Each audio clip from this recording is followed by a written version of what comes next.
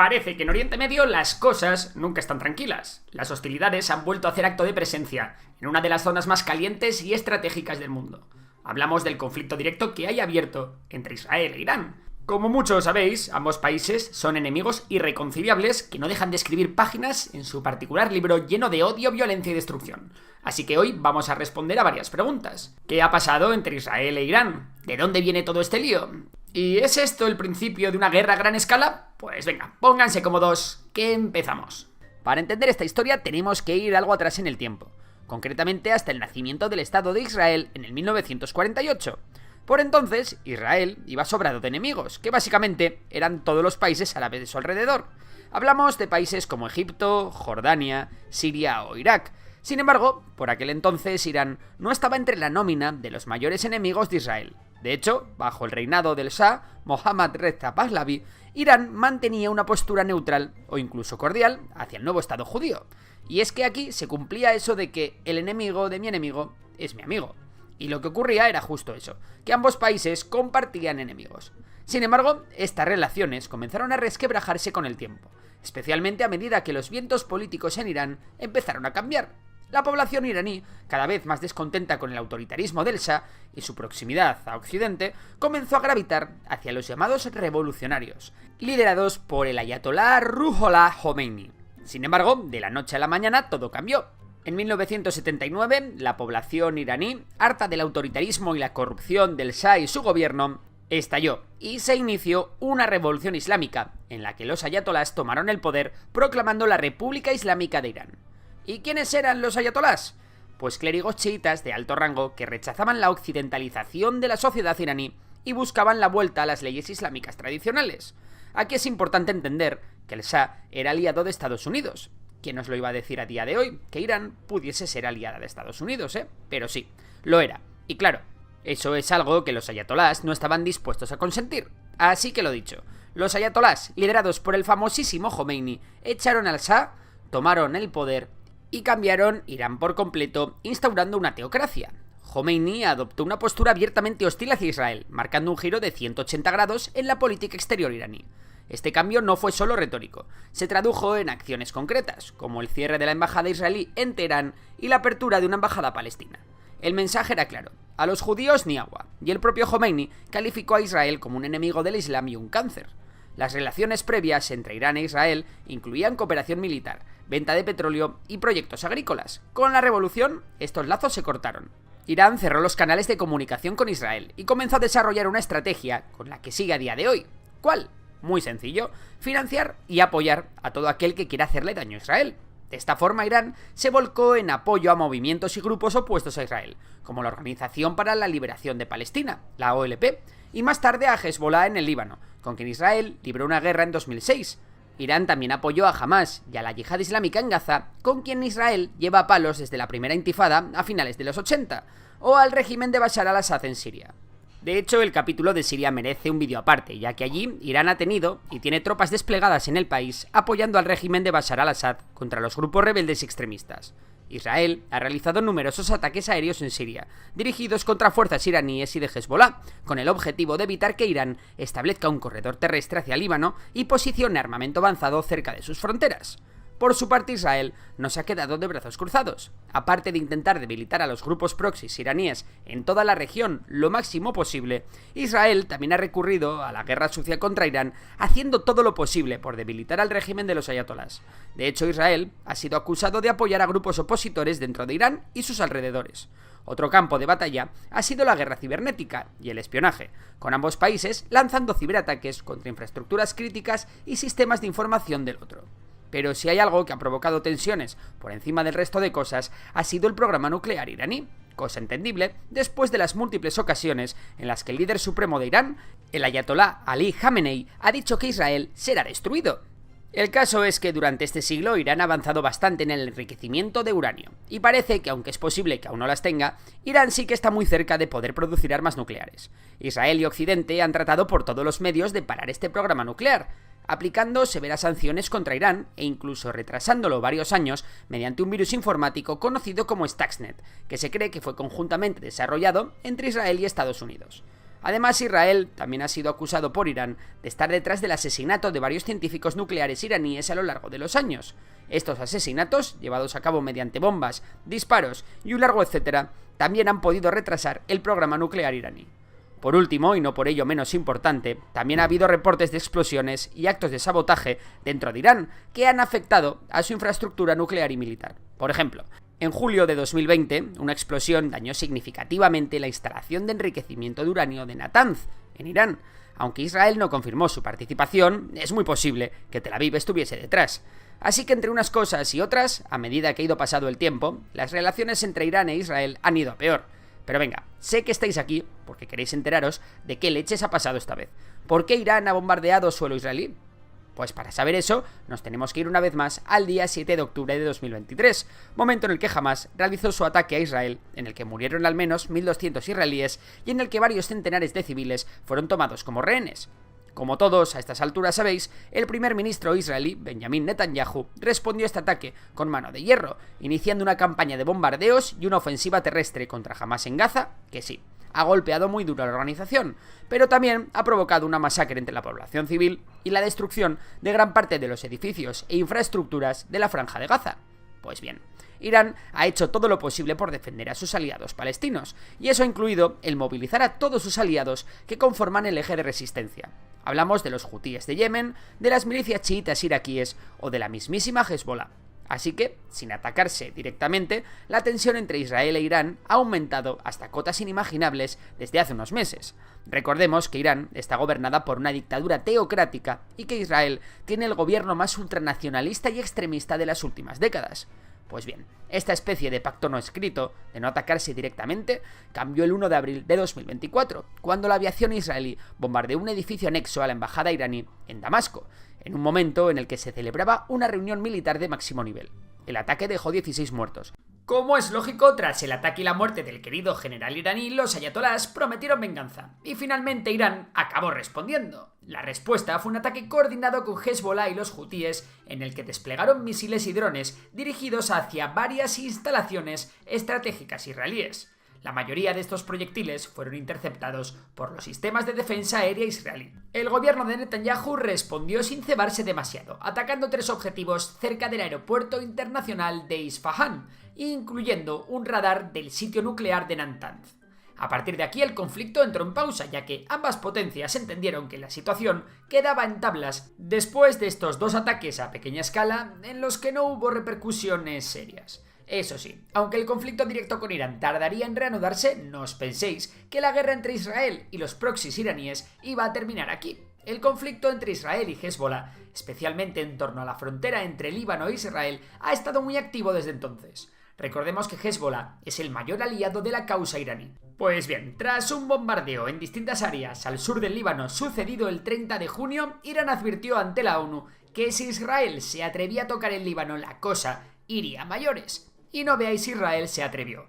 Un mes más tarde de estas declaraciones, Israel llevó a cabo un ataque aéreo en un barrio de Beirut, matando a Fuad Shukr, un alto comandante de Hezbollah, junto con 3 civiles, entre los que se incluían 2 niños. Y si esto ya era una razón de peso para animar a Irán a escalar el conflicto, la siguiente ya ni te cuento. Ismail Haniyeh, líder de Hamas, fue abatido por un ataque israelí mientras se encontraba en Teherán. Este ataque no es un golpe tan duro a nivel organizativo para Hamas, puesto que su estructura no es muy jerárquica, pero sin duda es un enorme golpe a nivel psicológico. Y ya no solo para Hamas, sino también para Irán, que no ha podido defender a un aliado de tal magnitud en su propio territorio. Pero todo esto no es nada en comparación con lo que vino después, y es que Israel definitivamente se puso entre ceja y ceja a acabar con Hezbollah. Para comenzar a debilitar a la organización libanesa, Israel ejecutó la explosión de los dispositivos de comunicación de Hezbollah, causando varios muertos, miles de heridos y dejando a la organización muy mal comunicada, en lo que es una de las operaciones de inteligencia más impresionantes de la historia. El siguiente paso por parte de Israel fue la eliminación de la cúpula de Hezbollah, incluyendo a su histórico líder Hassan Nasrallah, que llevaba dirigiendo la organización desde los años 80 y que era una persona muy querida por el régimen iraní en general y por el ayatolá Jamenei en particular. A su vez, la aviación israelí llevó a cabo una campaña contra los depósitos de armas y cohetes de Hezbollah, diezmando su capacidad ofensiva.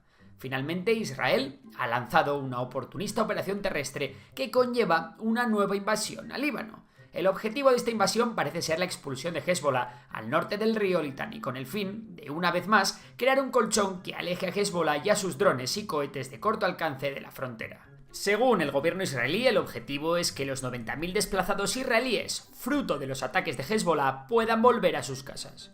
Hasta el anuncio de la invasión terrestre por parte de Hezbollah, todo el mundo se hacía la misma pregunta. ¿De verdad Irán no va a hacer nada? ¿Va a dejar caer a sus aliados así como así?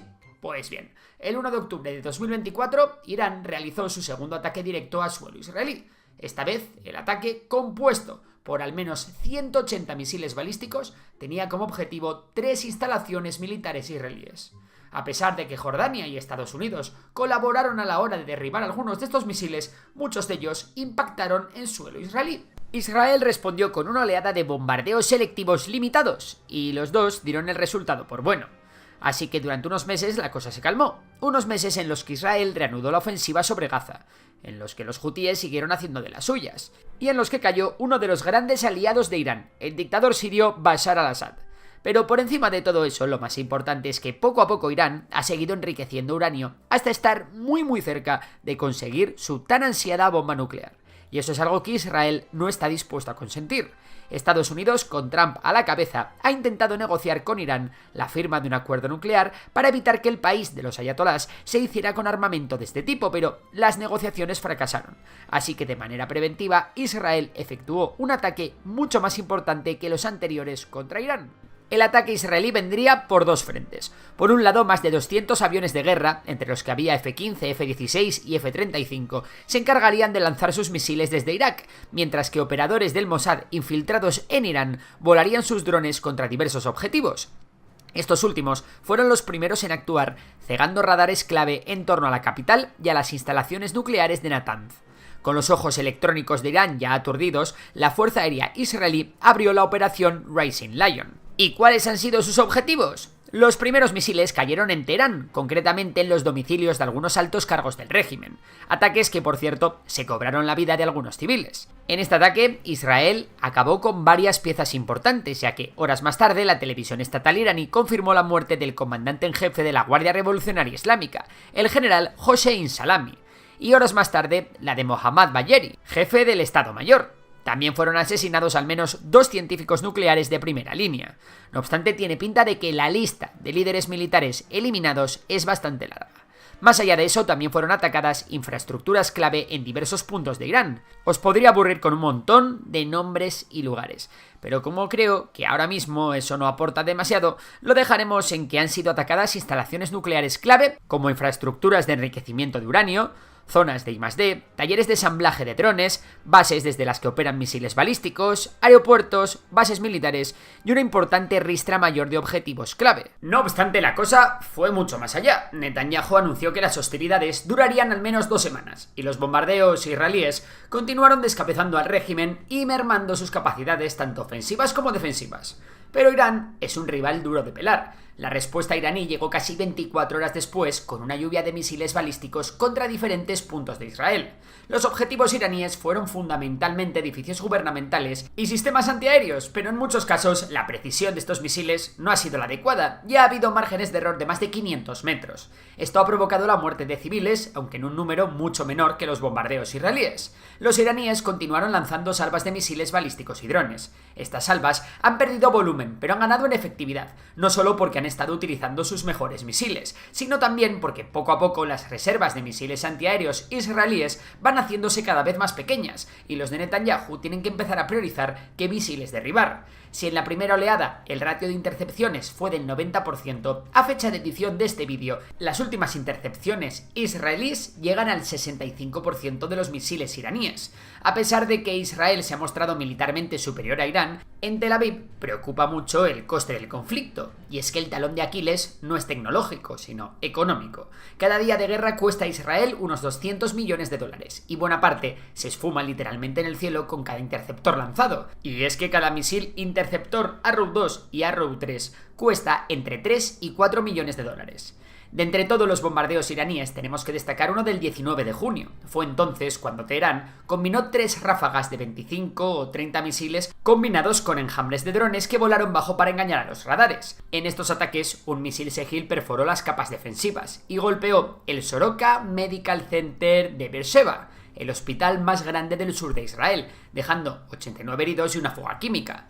El caso es que mientras se especulaba con el hipotético agotamiento de las defensas israelíes, el posible colapso del régimen de los ayatolás y de cómo el conflicto podría cambiar Oriente Medio para siempre, un nuevo gallo iba a entrar en el corral. Hablamos, como no, de Estados Unidos. Como decíamos anteriormente, antes del ataque preventivo israelí, la administración Trump había estado intentando negociar sin éxito un acuerdo nuclear con Irán. Sin embargo, los bombardeos israelíes hicieron al país de los ayatolás retirarse de la negociación. Y no es de extrañar, ya que la Casa Blanca colaboró con Israel dándoles inteligencia, reabastecimiento de interceptores y el visto bueno a operaciones encubiertas. No obstante, al principio Estados Unidos evitó cruzar la línea roja de atacar suelo iraní. Sin embargo, Israel tenía un cometido que no podía llevar a cabo por sí mismo, y es que las instalaciones subterráneas de Fordow, donde Irán enriquece su uranio, eran lo suficientemente profundas para que las bombas israelíes no le hicieran ni cosquillas. Estados Unidos es el único país que cuenta con las bombas MOB GBU-57, unas bombas monstruosas de más de 13 toneladas, capaces de penetrar hasta 60 metros con una precisión milimétrica. Así que el tío Sam decidió actuar, y en una operación en la que se combinó el envío de misiles crucero desde submarinos con las bombas MOB GBU-57 lanzadas desde los bombarderos B-2, Estados Unidos asestó un golpe directo a Irán. Llevará mucho tiempo conocer cuán afectadas han sido las instalaciones nucleares iraníes. Lo que sí sabemos es que Estados Unidos no planea extender sus operaciones en Irán y, según palabras de Trump, Estados Unidos solo volverá a golpear Irán en el futuro en el caso de que ésta responda y no se sienta a negociar un nuevo acuerdo nuclear. La ONU ha condenado el ataque y la Organización Internacional de la Energía Atómica dice que no se han reportado fugas radiactivas, aunque hay riesgo de que los depósitos de hexafluoruro de uranio hayan sido afectados. La pregunta ahora es, ¿cómo responderá Irán? Irán se encuentra en una encrucijada tras los ataques, y su respuesta no será sencilla ni inmediata. A diferencia de una potencia convencional, Teherán rara vez responde con fuerza frontal. Su doctrina se basa en la paciencia estratégica, la guerra asimétrica y el uso de terceros actores para ensanchar el conflicto sin exponerse por completo. Sin embargo, el bombardeo ha tocado nervios profundos. Orgullo nacional, prestigio regional y, sobre todo, la columna vertebral de su programa nuclear. Por eso una represalia parece inevitable, aunque el formato aún está por decidirse. Por un lado, Teherán puede recurrir a su red de milicias aliadas en Líbano, Irak y Yemen, aunque a día de hoy la influencia de Irán en estos actores es más limitada que nunca. Hezbollah puede aumentar sus ataques contra el norte de Israel. Las milicias chiitas iraquíes pueden hostigar bases estadounidenses con drones o proyectiles de corto alcance, y los hutíes podrían reactivar sus ataques contra petroleros en el Mar Rojo o el estrecho de Bab el-Mandeb. Por otro lado, Irán podría también escalar atacando las bases estadounidenses en la región en países como Irak, Kuwait, Arabia Saudí, Qatar, Bahrein, Jordania u Omán. Otra forma de responder sería atacando las instalaciones petrolíferas de aliados estadounidenses en la región, una táctica que los hutíes ya han empleado contra Arabia Saudí en el pasado. Y por último tenemos lo que sería más grave, el cierre del estrecho de Hormuz, lugar por donde pasa el 20% del petróleo mundial y el 25% del gas natural licuado. El cierre del estrecho de Hormuz tendría consecuencias globales, ya que causaría un gran alza en los precios del gas y del petróleo, causando una gran ola de inflación y llevando a muchos países a una posible recesión. No obstante, este escenario es poco probable, ya que si el estrecho de Hormuz se cierra, Estados Unidos respondería atacando Irán de nuevo, y tanto el tío Sam como Israel golpearían las instalaciones petrolíferas y gasísticas iraníes. De hecho, el primer objetivo sería la isla de Karn, por donde pasa el 90% de las exportaciones petrolíferas iraníes. Y hasta aquí el vídeo de hoy. Si te ha gustado el vídeo, seguro que te gusta el curso que he publicado con Fonseca del canal Solo Fonseca. Se llama La Cumbre y tenéis toda la información en la descripción y en el primer comentario del vídeo. Por lo demás, un saludo y hasta la próxima.